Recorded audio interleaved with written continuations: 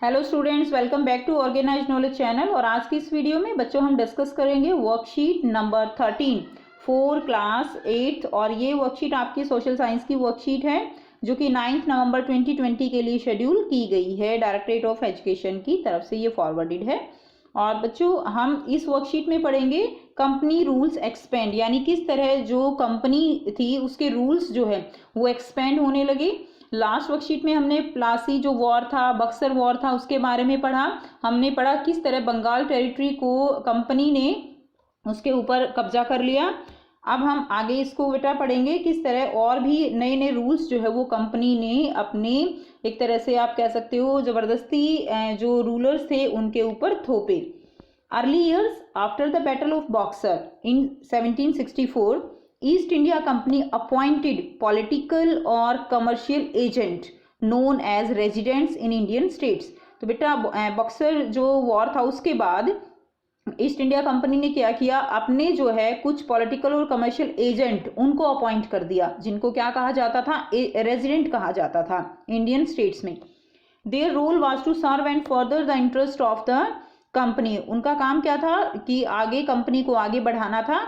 Through the resident, the company officials began interfering in the internal affairs of the Indian states। तो जो Indian states थे, ठीक है, Indian states यानी जो रियासतें थी, उनके जो इंटरनल अफेयर्स थे उसमें भी उन्होंने इंटरफेयर करना शुरू कर दिया। They tried to decide the appointment of administrative officials and even successor to the throne। यानी उन्होंने ही डिसाइड करना शुरू कर दिया कि कौन जो है एडमिनिस्ट्रेटिव ऑफिशियल्स होंगे किसी भी स्टेट में, और कौन सक्सेसर जो होंगे, यानी नेक्स्ट अगर एक किंग की डेथ हो जाती है या उससे आगे जो है कौन राजा बनेगा किसी भी टेरिटरी का, किसी भी स्टेट का। Sometime the company force the state into subsidiary alliance. कई बार कंपनी ने क्या किया कि स्टेट्स को फोर्स किया सब्सिडरी अलायंस जो है उसको मानने के लिए। अब ये सब्सिडरी अलायंस क्या था, ये बच्चों कंपनी की पहली चाल थी। यहाँ से हम कह सकते हैं कि किस तरह से स्टेट्स को उन्होंने अपने अंडर लेने के लिए। अब इस जो अलायंस था उसके अकॉर्डिंग क्या था, according to the terms of this alliance Indian rulers were not allowed to have their independent armed forces. जो भी इस अलायंस को मान लेता था, इसको अडॉप्ट कर लेता था, वो अपनी अलग से जो है इंडिपेंडेंट आर्म्ड फोर्स नहीं रख सकता था। They were to be protected by the company, वो कंपनी के थ्रू ही प्रोटेक्ट कर लिए जाते थे। But for the rulers had to pay for the subsidiary forces to the company, और इसके लिए कंपनी को रूलर्स को पे करना होता था, ठीक है। एंड ये भी रूल था उसमें कि if the Indian rulers fail to make the payment, कि इंडियन रूलर्स अगर पेमेंट करने में फेल हो जाते हैं, then part of their territory was taken away as penalty. तो उनकी टेरिटरी का पार्ट जो है वो पेनल्टी के रूप में उनसे ले लिया जाएगा, ठीक है।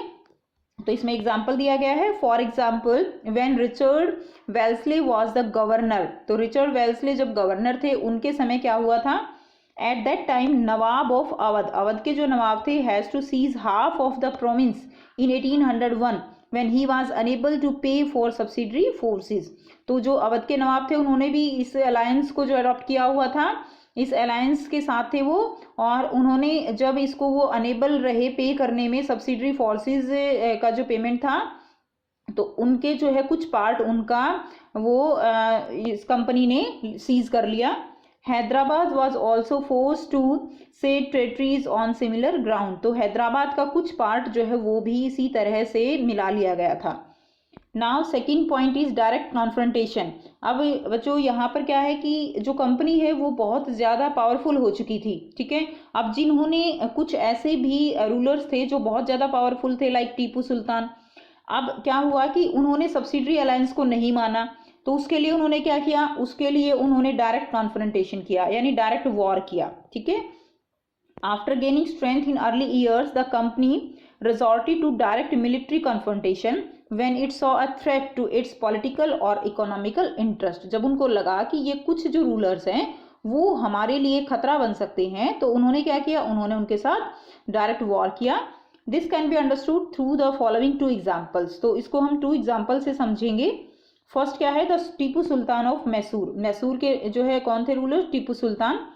Mysore had gained strength under the leadership of rulers like Hyder Ali and his son Tipu Sultan. तो हैदर अली के बेटे टीपू सुल्तान और हैदर अली के टाइम पे मैसूर जो है वो बहुत ज़्यादा पावरफुल हो चुका था। Mysore control the profitable trade of Malabar coast. तो मैसूर जो वो क्या कंट्रोल करता था, जो ट्रेड है मालाबार कोस्ट का उसको वो कंट्रोल करते थे। Where the company purchase pepper and cardamom. तो वहाँ पे कंपनी क्या करती थी, कंपनी जो है वो परचेज करती थी पेपर यानी काली मिर्च एंड कार्डामन यानी इलायची, कार्डामम और पेपर जो है वो वहाँ पर उसको खरीदती थी। इन 1785 में क्या हुआ, Tipu Sultan stop the export of sandalwood pepper and cardamom through the ports of his kingdom. Tipu Sultan ने अपने पोर्ट से उसको जो है एक्सपोर्ट करने से मना कर दिया। And disallow local merchant from trading with the company. और जो वहाँ के लोकल मर्चेंट थे उनको भी जो है ट्रेड करने से मना कर दिया कंपनी के साथ। He also establish a close relationship with the French in India and modernise his army with their help. उन्होंने क्या किया, उन्होंने क्लोज रिलेशनशिप मेंटेन किए फ्रांस की के साथ, ठीक है, फ्रेंच के साथ, और उन्होंने अपनी जो आर्मी थी उसको मॉडर्न किया। Now the Britishers were furious. अब जो ब्रिटिश थे वो आग बबूला हो गए, वो गुस्सा हो गए। And fought 4 Wars. और उन्होंने उनके साथ 4 बार युद्ध किया, ठीक है, 1767 टू 1769, 1780 टू 84, 1790 टू 92 एंड 1799 में। एंड टू डिफीट देम, उनको हराने के लिए, ठीक है। Finally in the battle of Srirangapatnam. अब श्रीरंगापट्टम में क्या हुआ, Tipu Sultan was killed in 1799, ठीक है। And Mysore was placed under the former ruling dynasty of Wodeyars and subsidiary alliance was imposed on state. अब उन्होंने क्या किया, उन्होंने जो पहले जो वंश चल रहा था वोडियार्स का उनको ही वो जो है दे दिया मैसूर, और उनके ऊपर भी सब्सिडरी अलायंस वो जो है इम्पोज कर दिया। यानी एक तरह से इनडायरेक्टली वो जो है उन्होंने मैसूर पर कब्जा कर लिया।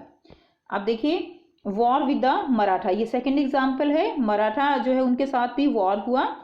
From the late 18th century the company also sought to curb the Marathas. तो वो मराठा को भी जो है कब्जा करना चाहते थे। मराठा की जो पावरफुल थे वो भी पावरफुल थे, तो उनकी भी पावर को वो जो है कम करना चाहते थे। And eventually destroy Maratha power with their defeat in the third battle of Panipat in 1761।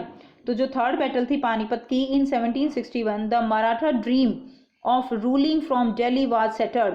तो मराठा जो है वो दिल्ली से पूरे जो स्टेट था इंडिया था उसके ऊपर क्या करना चाहते थे, रूल करना चाहते थे। तो उनका वो ड्रीम जो है वो शटर्ड हो गया क्योंकि वो हार गए कंपनी से, ठीक है, थर्ड बैटल ऑफ पानीपत में।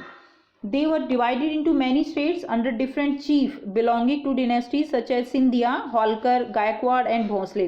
तो वो जो है डिवाइड कर दिए गए अलग अलग स्टेट्स में। तो वो क्या थे, उनको अलग अलग जो है डिनेस्टीज में बांट दिया गया। सिंधिया में बांट दिया गया, होलकर में, गायकवाड़ में और भोंसले में, ठीक है। उसके बाद क्या हुआ, उनकी पावर कम हो गई। These chiefs were held together in a confederacy under a Peshwa.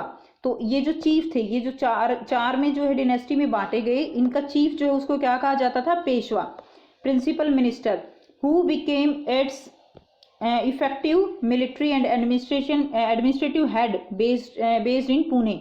और ये इनका क्या था बेटा, एडमिनिस्ट्रेटिव हेड था। चारों के ऊपर एक हेड था जिसको प्रिंसिपल मिनिस्टर बोला गया, पेशवा जिसको कहा जाता था, और वो कहाँ रहता था, पुणे में।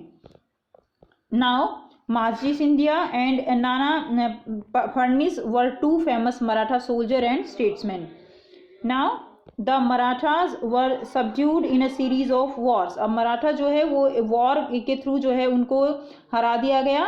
And in the first war that ended in 1782 with the Treaty of Salbai. तो जो फर्स्ट वॉर था उसमें ट्रीटी हो गई, ठीक है, 1782 में Salbai treaty.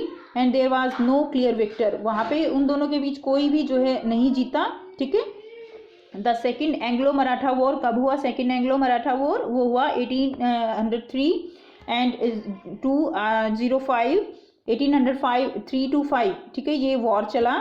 Was fought on different front. तो ये जो है वॉर था resulting in the British gaining Orissa and territories north of the Yamuna river including Agra and Delhi.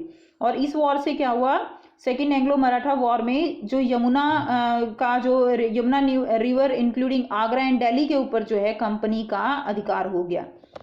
Finally the third Anglo Maratha war of 1817 to 19 crush Maratha power. और जो थर्ड एंग्लो मराठा वॉर था उसने क्या किया, मराठा जो पावर थी उसको पूरी तरह से क्रश कर दिया। The Peshwa was removed and sent away to Bithur near Kanpur with a pension. और जो पेशवा था उसको निकालकर जो है कानपुर पेंशन पे भेज दिया गया। The company now had complete control over the territories south of the Vindhyas. अब जो कंपनी थी उसका पूरी तरह से कंट्रोल हो गया टेरिटरीज के ऊपर विंध्यास के साउथ में, ठीक है, उस हिस्से पर पूरा उनका कंट्रोल हो गया। तो बेटा इस तरह से हमने पढ़ा कि किस तरह जो कंपनी थी उसकी पावर जो है वो एक्सपेंड हुई। अब यहाँ पर कुछ क्वेश्चंस दिए गए हैं जिनके आंसर आपको करने हैं। फर्स्ट क्वेश्चन क्या है, how did East India Company take control of Indian states through subsidiary alliance. Subsidiary alliance के थ्रू जो है कैसे ईस्ट इंडिया कंपनी ने इंडियन स्टेट्स पे कंट्रोल किया। तो बेटा यहाँ से आप इसका आंसर लिखेंगे, जो येलो में हाईलाइटेड पोर्शन है वो इसका आंसर होगा। हमने पढ़ा था कि जो है according to the term of this alliance Indian rulers were not allowed to have their independent arm forces, वो अपनी इंडिपेंडेंट फोर्सेज नहीं रख सकते थे। They were to be protected by the company but for that rulers had to pay for the subsidiary forces to the company and if the Indian rulers fail to make the payment then part of their territory was taken away as penalty. Okay, ये आपका question number first का answer हो जाएगा। Second question देखिए, second question है why were Britishers furious with Tipu Sultan, what was the result of this confrontation. तो Britishers जो है वो फ्यूरियस हो गए टीपू सुल्तान से, क्यों। तो बेटा ये जो हाईलाइटेड पोर्शन है आपका ये वाला आप आंसर लिखेंगे क्वेश्चन नंबर 2 का। इन 1785 यहाँ से स्टार्ट करेंगे। Tipu Sultan stop the export of sandalwood, pepper and cardamom through the ports of his kingdom and this allow local merchant from trading with the company. ठीक है, उसने व्यापार करने से, ट्रेड करने से मना कर दिया। The Britishers were furious and fought 4 wars to defeat them. Finally, in the Battle of Sringapattam, the Sultan was killed. तो थर्ड क्वेश्चन का आंसर देखिए बेटा, Which were the major dynasties of Maratha power? How was this confederacy ruled? तो Maratha power की जो है 4 dynasties वो थी जो बांटती गई थी, वो क्या थी वो देखिए। यहाँ से आप यहाँ तक इसका आंसर लिखेंगे। हम समझ चुके हैं Scindia, Holkar, Gaekwad and Bhonsle and they chief were held together in a confederacy under a Peshwa. Peshwa को जो है प्रिंसिपल मिनिस्टर उनको पेशवा बोला गया। And who become its effective military and administrative head based in Pune, ठीक है, जो पुणे में रहते थे। नेक्स्ट देखिए बेटा क्वेश्चन नंबर 4, ये आपका क्वेश्चन नंबर 3 का आंसर हो गया। क्वेश्चन नंबर 4 क्या है, how were Maratha subdued bye the company. तो कंपनी जो है कंपनी ने मराठा को कैसे सबड्यूड किया, करते हैं बेटा इसका आंसर। सो यहाँ से बेटा आप इसका आंसर लिखेंगे, ठीक है। ये आपका क्वेश्चन नंबर 4 का आंसर होगा। The Marathas were subdued in a series of wars. There were 3 war between Maratha and company and finally in the third Anglo Maratha war of 1817 to 1819 company crush the Maratha power. इस तरह से मराठा के साथ जो है लगातार 3 युद्ध किए जिसमें जो है क्या हुआ, उन्होंने उनकी पावर को पूरी तरह से क्रश कर दिया। तो ये थी बच्चों आपकी आज की वर्कशीट। आई होप बेटा आपको वर्कशीट क्लियर है। कोई भी प्रॉब्लम है तो आप कमेंट करके पूछ सकते हो। वीडियो अच्छी लगी तो लाइक शेयर जरूर कर दीजिए, चैनल को सब्सक्राइब कीजिए and thanks for watching. Have a nice day.